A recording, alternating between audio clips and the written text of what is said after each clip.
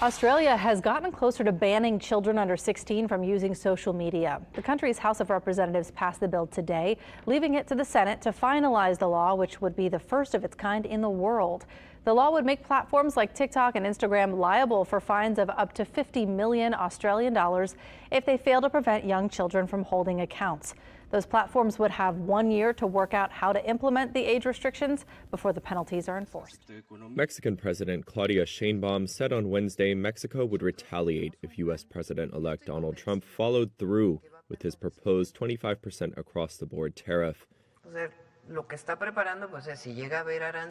In case there are tariffs, Mexico would also raise tariffs, so it is a technical move that would also represent benefits for Mexico in the event of a situation like this.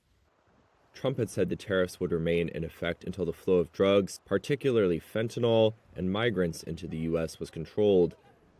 Mexico has warned the tariff could kill 400,000 U.S. jobs and drive up prices for American consumers. Trump's proposed tariff could violate the terms of the U.S.-Mexico-Canada Agreement on Trade, which the country signed in 2020 when Trump was president. That deal continued the largely duty-free trade between the three countries. Sheinbaum said she was confident the agreement would stand.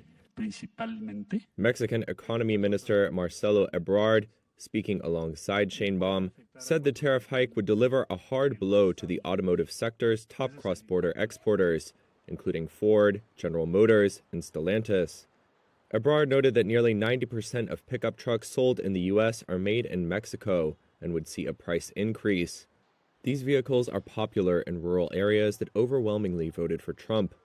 Sheinbaum and Trump spoke by phone later on Wednesday, with the two discussing topics at the top of Trump's agenda.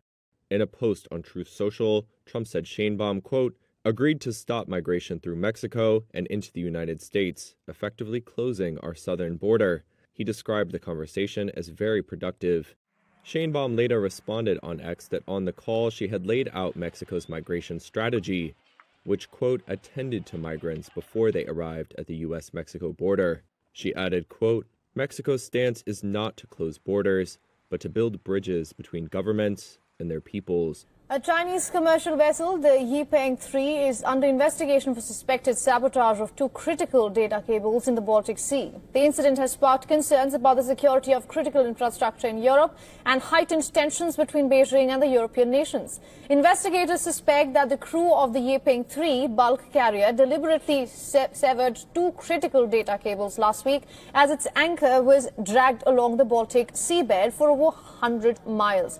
The internet cable between Lithuania and Sweden was severed on the 17th of November at around 10 a.m. local time, while the Sea Line 1 cable connecting Finland and Germany was damaged just a day later on November 18th.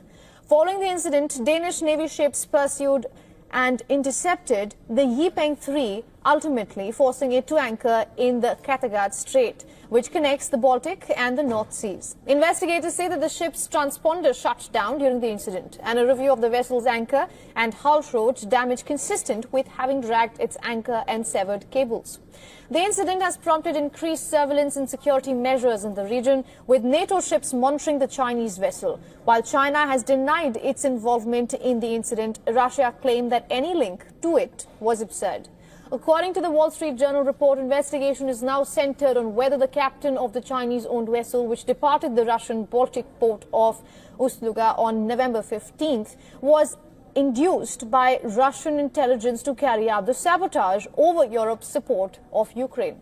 Under international maritime law, NATO ships cannot force the Yipeng 3 to sail into one of their ports. Swedish and German authorities are negotiating with the ship's owner to obtain access to the vessel and question its crew. German police also dispatched the Bamberg, a patrol vessel, to investigate one of the incidents with underwater drones. Swedish and Danish ships have also examined the sites on the seabed.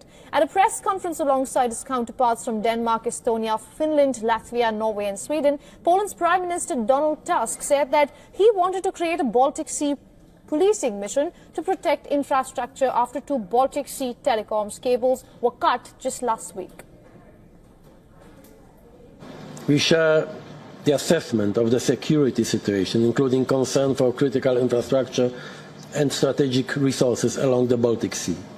We need new tools and ambitious means to counter threats. This is why I propose today to create a Baltic Sea policing mission in the Baltic Sea. While Swedish Prime Minister vowed to stand against Russian aggression in the Baltic Sea.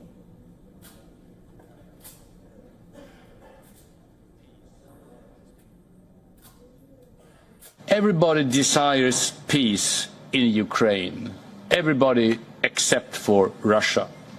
Together we will act to constrain, to contest and to counter Russia's aggressive actions in the Baltic Sea, in Ukraine and beyond.